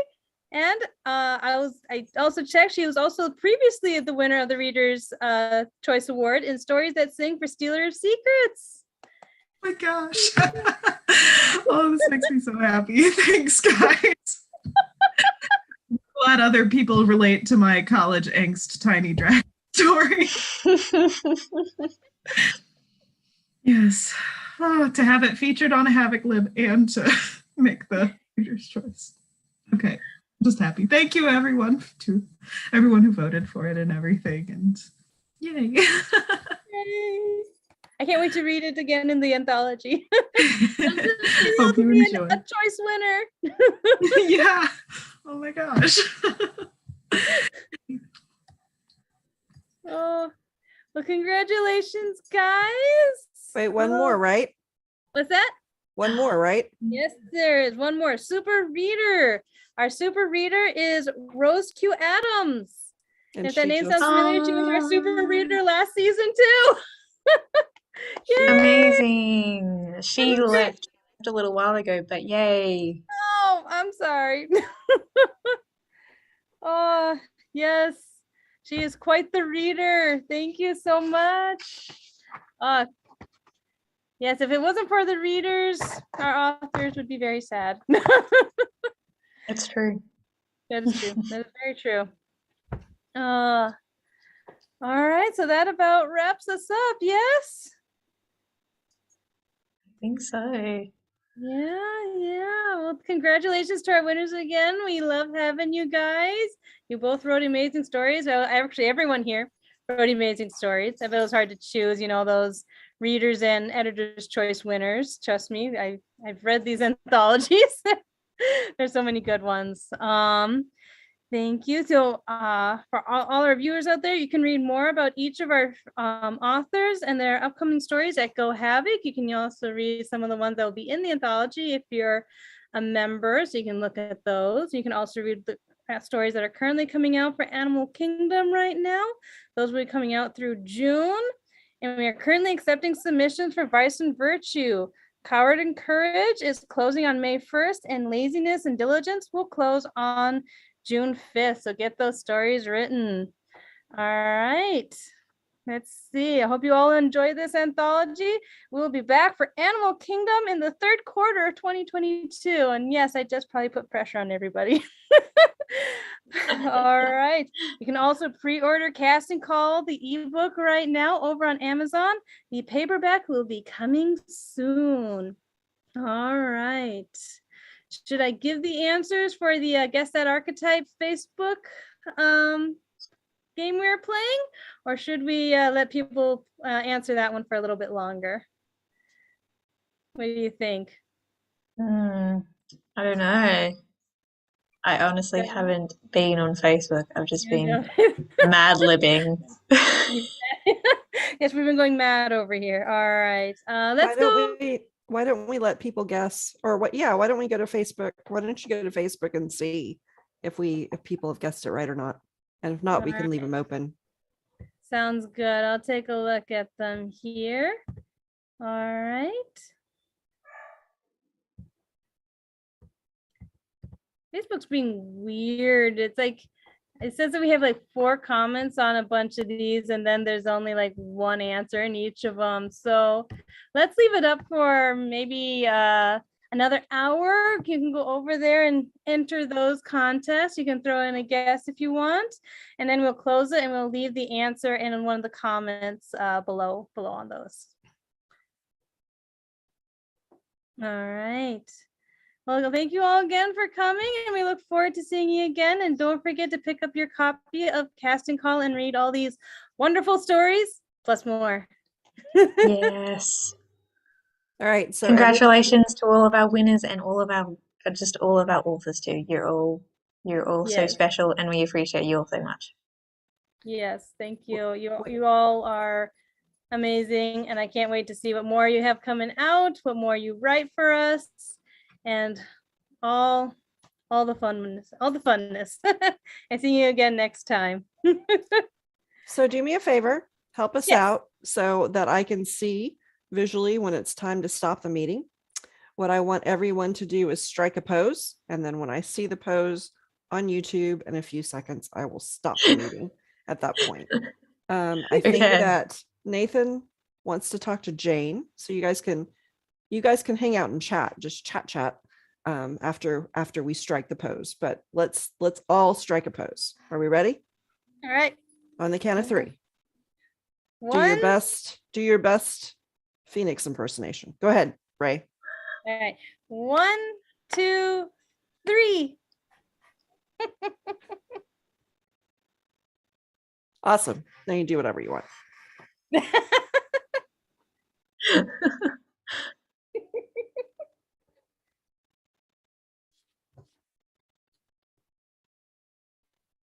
The lag is real. The leg is real, yes. It's like jet lag. Yes. I'm feeling Havok libs lag right now as well. I bet that was some craziness on your end, yes.